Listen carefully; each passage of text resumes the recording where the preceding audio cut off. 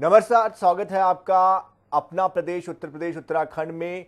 और विधानसभा का जो दंगल है उसका आज आखिरी राउंड था। देश के 5 राज्यों के विधानसभा चुनाव के लिए वोटिंग 10 फरवरी से 7 मार्च तक 7 चरणों में हुई है और जिसमें आज उत्तर प्रदेश के 7वें और आखिरी चरण के लिए मतदान हुआ।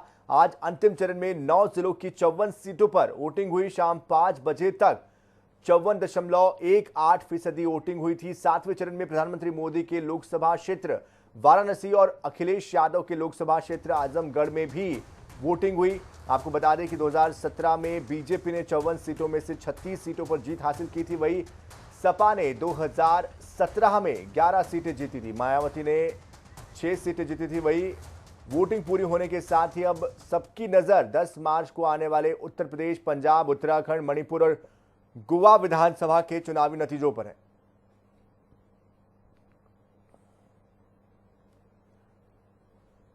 तो 7वें चरण में जो दिग्गज चुनावी मैदान में थे, दुर्गा यादव आजमगढ़ सदर, दारा सिंह चौहान घोसी से,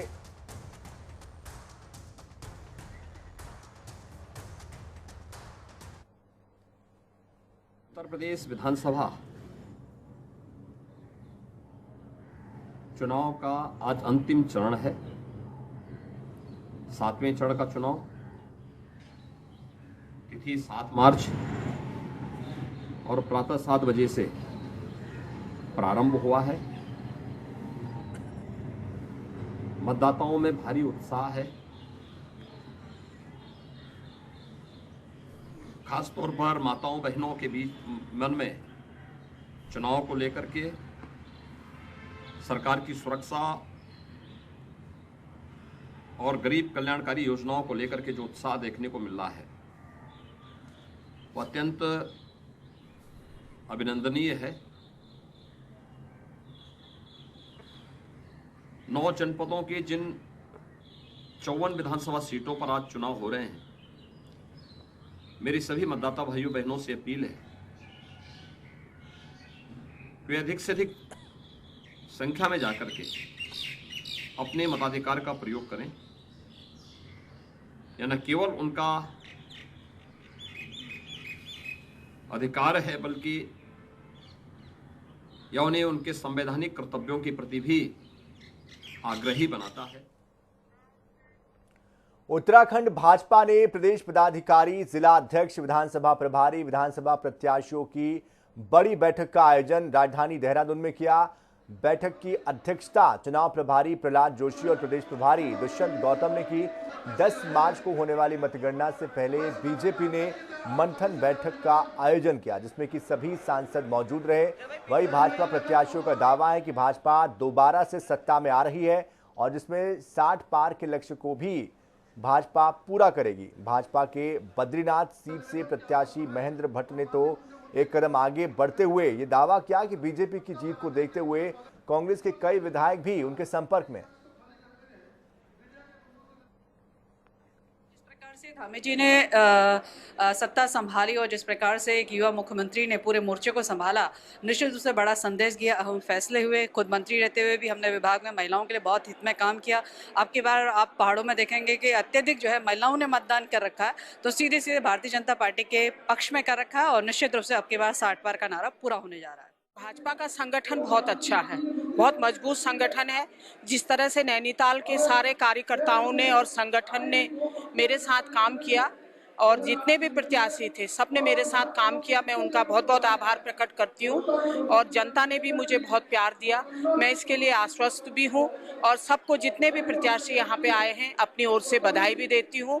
और इस बार जिस तरह से भाजपा का नारा है कि 60 पार, और वास्तव में 60 पार भाजपा के जितने भी प्रत्याशी हैं सब लोग यहाँ पर जीत के आएंगे और भाजपा की सरकार बनाएंगे। देखिए, आज की बैठक क्योंकि परसों मतगणना है और मतगणना में किन किन बातों को ध्यान रखो, सारे विषयों को लेकर केंद्र नेतृत्व की गाइडलाइन से बातें आएंगी। इसके साथ साथ जो मेरा कल का विषय बहुत स्पष्ट है, भारतीय जनता पार्टी पूर्ण बहुमत के साथ आ रही है और जो बहुमत के साथ आती है उस राज्य का उदाहरण रहा है। जो उस बहुमत में रहती है उसके साथ अनेकों लोग जुड़ते हैं। तो मैंने कहा बड़ी संख्या पहले भी कांग्रेस के लोग जुड़े थे, आज भी आएंगे, आज भी हमारे संपर्क में निर्दलीय के लोग हैं वो भी हमारे संपर्क में है। तो स्वयं जहाँ सत्ता होगी वहाँ सब लोग आना चाहेंगे। आम जनता ने, उत्तराखंड की जनता ने डबल इंजन को पसंद किया है और इस भाव को पसंद किया है कि मोदी है तो मुमकिन है। इसी चीज को उत्तराखंड की जनता ने देखा और डबल इंजन की सरकार को पसंद किया।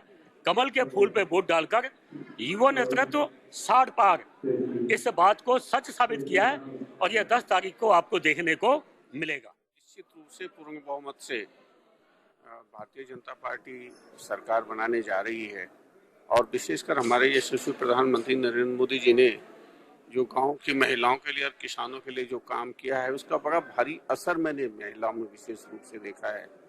और उसमें आप देखेंगे कि महिलाओं का मतदान का प्रतिशत बहुत अधिक रहा है और मुझे लगता है कि वो भारतीय जनता पार्टी को सत्ता में लाने का काम करेंगे। जो वायरल किया गया उसका दंड भोगेंगे लोग, उसके खिलाफ कार्रवाई हो रही है।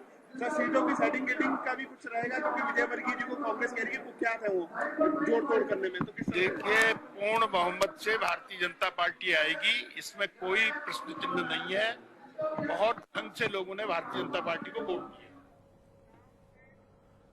तो बैठक में मौजूदा प्रत्याशियों से संगठन का फीडबैक लेने का काम भी इस बैठक में किया गया और बैठक के बाद बीजेपी नेताओं ने दावा किया कि भाजपा सत्ता में वापसी कर रही है। जनता और खास तौर पर महिलाओं ने बीजेपी के विकास कार्यों पर भरोसा जताया है, जिसका नतीजा 10 मार्च को देखने को मिलेगा।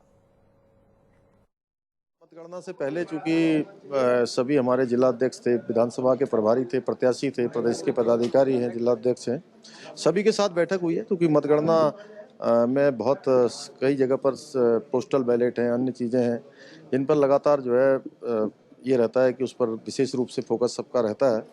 तो ठीक प्रकार से हो, ठीक प्रकार से मतगणना हो। हमारे सारे कार्यकर्ता, सारे पदाधिकारी, सारे प्रत्याशी पूरे जोश में हैं, कहीं कोई दिक्कत नहीं। 10 तारीख को रिजल्ट हमारे फेवर में आएगा और पूर्ण बहुमत की, प्रचंड बहुमत की सरकार बनेगी। कई जगह विधानसभाएं बहुत छोटी छोटी हैं, 50-60 हज़ार की विधानसभाएं हैं। अगर थोड़ी सी लापरवाही हो गई, अगर 50-100 वोट इधर से उधर हो गए तो कुछ भी हो सकता है। उन सब विषयों पर चर्चा हुई है और जो निर्देशन है चुनाव आयोग की गाइडलाइंस है उसके बारे में चर्चा हुई।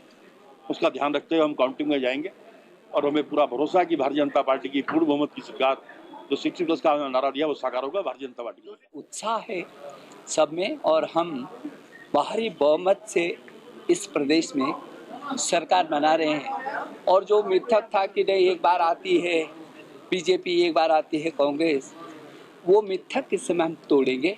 भारी बहुमत से हम लोग सरकार बनाएंगे। मतगणना से पहले एक सामान्य प्रक्रिया रहती है हम लोगों के संगठन की, कार्यकर्ताओं को मतगणना के थोड़ा प्रशिक्षित करने का काम, कि भाई मतगणना में कैसे हमको अनुशासन बनाए रख सकते हैं, कैसे मतगणना स्मूथ मतगणना हो, कोई विवाद न हो, है ना।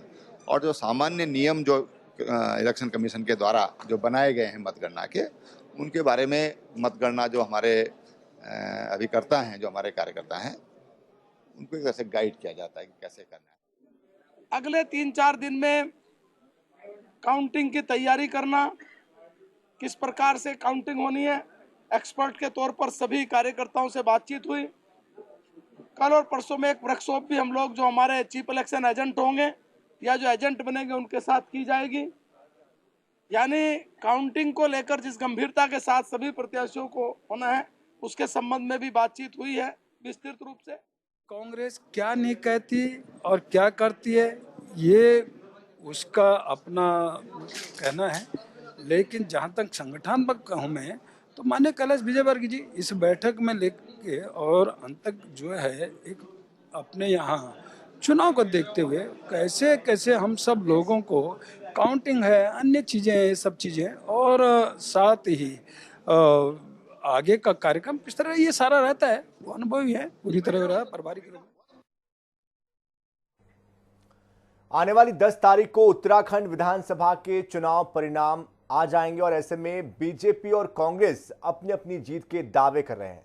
हालांकि देखने वाली बात यह भी होगी कि कौन सा दल सत्ता पर काबिज होता है और किसे सत्ता से बाहर का रास्ता देखना पड़ता है। हालांकि कांग्रेस प्रदेश अध्यक्ष गणेश गोंदियाल का यह कहना है, आम जनता ने इस बार कांग्रेस के पक्ष में वोट दिया है। जनता पार्टी की 7 तारीख को होने वाली जो प्रस्तावित बैठक है, मैं उसके बारे में इतना कह सकता हूं कि सूत न कपास जुलाहों में लट्ठम लट्ठ। जो परिणाम आने वाले हैं वो परिणाम भारतीय जनता पार्टी के पैरों के नीचे की जमीन खिसकाने वाले हैं। और ऐसे में जो आरोप लग रहे हैं, उन आरोपों का चीर-फाड़ करने के लिए, उन आरोपों पर बातचीत करने के लिए उन्होंने बैठक बुलाई होगी, ऐसा मुझे लगता है। पहला, कोई पार्टी है, राजनीतिक दल है, तो बैठक बुलाए, जो करें, हमें उससे कोई नहीं।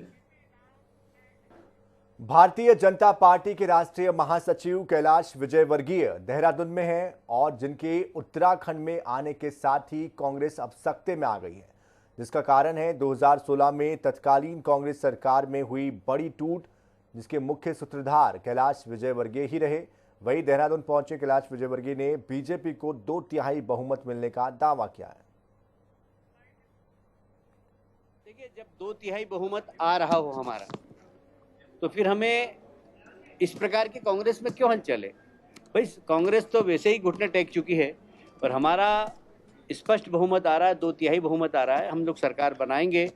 और इसलिए उनको इस प्रकार की अनर्गल बात नहीं करना चाहिए। मैं समझता हूँ अगर वो कर रहे हैं तो वो उनकी ना समझे, क्योंकि कांग्रेस अब इस प्रदेश से जाने वाली स्थिति में है। और इसलिए बीजेपी और कांग्रेस के बड़े नेताओं का उत्तराखंड दौरा जारी है। वहीं भारतीय जनता पार्टी के राष्ट्रीय महासचिव कैलाश विजयवर्गीय के उत्तराखंड दौरे को लेकर केदारनाथ विधायक और कांग्रेस प्रत्याशी मनोज रावत का यह कहना है कि कैलाश विजयवर्गीय पश्चिम बंगाल से लूट कर आए हैं और उनकी ये कोशिश भी नाकाम होने वाली है। आने वाली 10 तारीख को उत्तराखंड में कांग्रेस की सरकार बनेगी। साथ ही उन्होंने कहा कि जनता ने अपना समर्थन कांग्रेस को दिया। देखिए, कैलाश विजयवर्गीय बेचारे बंगाल से लुट पिट के आए हैं। अब इनकी बारी, उत्तराखंड में भी इनके हाल यही होंगे। वो अपनी पूरी कुत्सित कोशिश है, उनके लिए मैं कहूँगा, एक शब्द का प्रयोग करूँगा, कैलाश विजयवर्गीय सारी कुत्सित कोशिशें कर लें, यहाँ उत्तराखंड में उनकी कोई चाल सफल नहीं। उत्तराखंड की प्रसिद्ध चार धाम यात्रा जल्द ही शुरू होने वाली है। इसके साथ ही चार धाम यात्रा के लिए कपाट खुलने की तारीख भी तय हो चुकी है। केदारनाथ के कपाट 6 मई को खुलेंगे, तो वहीं बद्रीनाथ के कपाट 8 मई को खुलने जा रहे हैं, जिसको लेकर पर्यटन विभाग अपनी तैयारियों में जुट चुका है। पर्यटन विभाग ने राजधानी देहरादून के अंदर एक कंट्रोल रूम भी बनाया, जिसके माध्यम से कोई भी व्यक्ति जानकारी प्राप्त कर सकता है। साथ ही पर्यटन विभाग की ओर से एक टोल फ्री नंबर 1364 जारी किया गया। देखिए, पर्यटन विभाग प्रशासन के सहयोग से पूरे राज्य में जो भी हमारे कमिश्नर गढ़वाल और उनके नेतृत्व में पूरा सभी व्यवस्थाएं सब तरह की करेंगे और उसकी हमारी तैयारियां चल रही हैं। बाकी हमारा एक टोल फ्री नंबर 1364 उत्तराखंड पर्यटन का टोल फ्री नंबर, ये बहुत इंपॉर्टेंट है, सब लोग इसको याद रखें, 1364।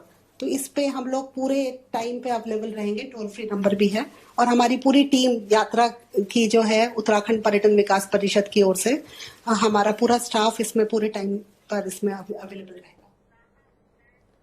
तो इसी के साथ इस बुलेटिन में इतना ही। ताज़ा खबरों के लिए, अपडेट्स के लिए आप बने रहिए जनता टीवी के साथ। नमस्कार।